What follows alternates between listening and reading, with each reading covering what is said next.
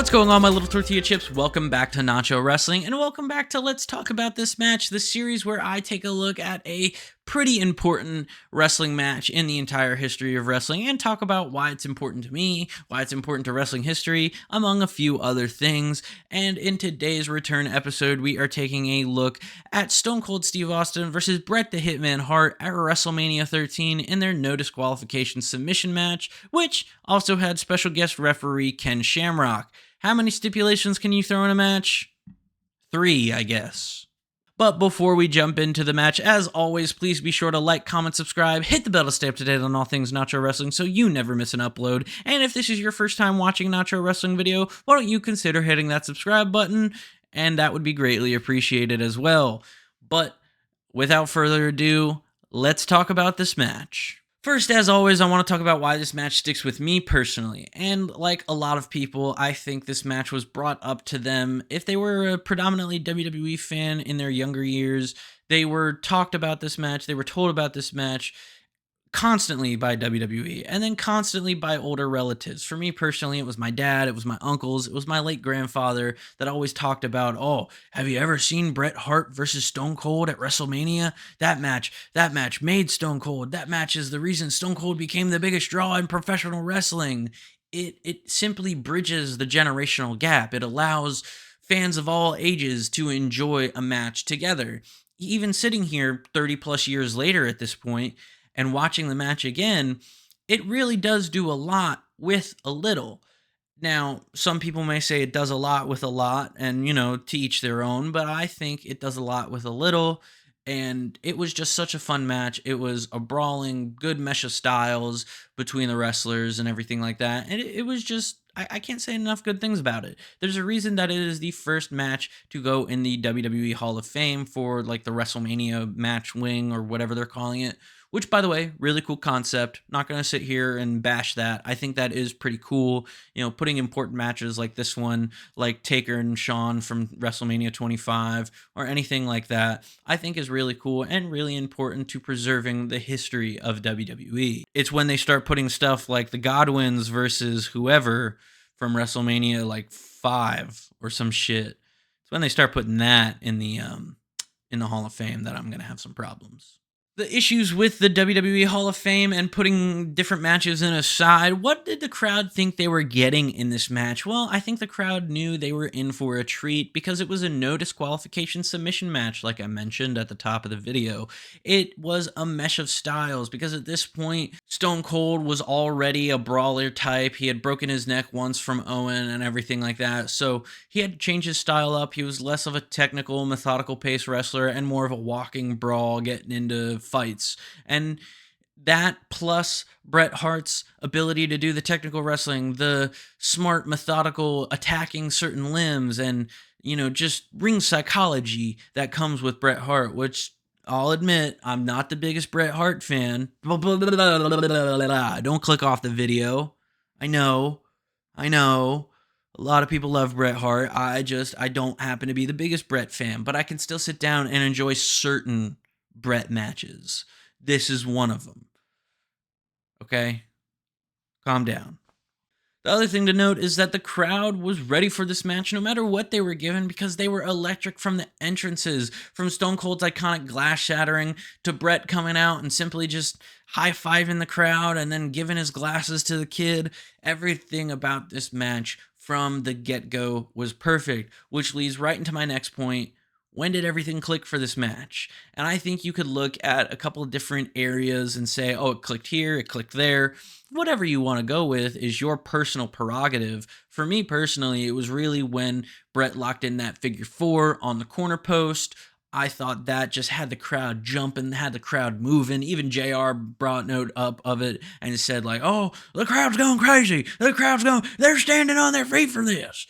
It was insane. It was honestly, I think it wasn't the first time Bret's done that in a match, but it was the first time that Bret really put some stank on it, I feel. Because he's done it before in blood feuds, but this time he was really wrenching back on it. Even when he locked it in and then dropped down onto the floor, you could see he just added a little extra mustard to it, which isn't a bad thing. It really helps enhance the match. But you may want to say that the earlier periods of the match, when they were brawling in the crowd and involving the crowd, Stone Cold grabbed someone's Coke or whatever it was and took a sip and then threw it at Bret. You could argue that that really got the crowd involved, and that was really when everything clicked, from the crowd reactions to the wrestlers' chemistry and everything like that. But I'm still going to sit here and I'm still going to lean more towards the ring post figure 4. Blech. What does this match prove about professional wrestling, you may be asking now? Well, it proves that wrestling can be just as good back then as it is today. And I know a lot of people are going to say, no, wrestling was better back then. And to each their own. You have your own opinions. You're allowed to have your own opinions. I'm not going to sit here and say that your opinion is wrong. But you should also not sit here and say my opinion is wrong, because I'm the one making the video. So fuck you. Another thing that this match proves is that less is more, especially for those people who believe in that. And I am a staunch agreeer of that sometimes. I'm not going to sit here and say I agree with that all the times, because I think there are some matches that benefit from going absolutely batshit bananas crazy, and other matches can be more condensed, more grounded in the type of match they do. And with this match being a no disqualification submission match, especially in today's world of wrestling, you'd expect to see like a light tube crossface and shit like that. Like just some absolutely gnarly shit, especially if it was in AEW.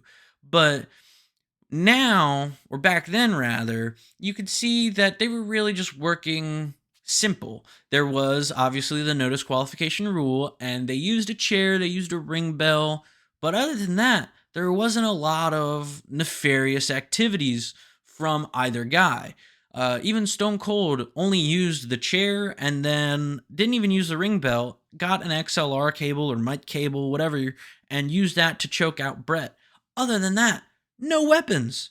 No fucking weapons. No crazy barbed wire stuff that you would later on see in the Attitude Era, or no crazy flaming tables or a ladder or anything. These guys kept it grounded, they kept it simple, and that really helped the match as well. And I know I said that I'm not a huge Bret Hart fan, but I think this match does prove that in-ring psychology is just as important as in-ring chemistry. If two wrestlers go in there and they work really well together, but they don't tell a cohesive story that makes sense, or they don't, if, like, for example, if Bret worked over Austin's leg, but Austin didn't sell it at all, that ending sharpshooter wouldn't be as impactful as it was, especially for the live audience and for the viewers at home. It wouldn't have hit the same. But why does this 30-year-old match still matter? Well, like I said, I mean, I've explained it this entire video. It transcends generations. It brings young and old fans together. It brings all these different types of wrestling fans together. I think a lot of people enjoy this match. They might think it's overhyped. They might think it's over talked about, and to each their own. You can, of course, think that. But I think a match that is hyped up and talked about even more, that isn't even close to as good, is the match from WrestleMania 12, the 60-minute Iron Man match between Bret and Shawn. I think that match kind of stinks. But the biggest thing about this match that helps it still matter today is that a wrestler can lose a match and not lose any momentum. They can still be over like a Rover after a loss. Like when Brock Lesnar and Oba go at it at SummerSlam this year, don't be afraid when Oba loses, because it's just Brock getting his win back. It's not that big of a deal, right? I mean, Brock probably doesn't need a win this day and age, but like, whatever.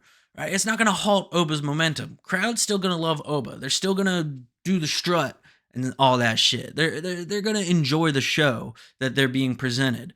Just like they were back in 1997, they loved this match, and they still love Stone Cold after this, because Stone Cold didn't tap. Stone Cold never quit. So there was a proverbial win for him in that sense.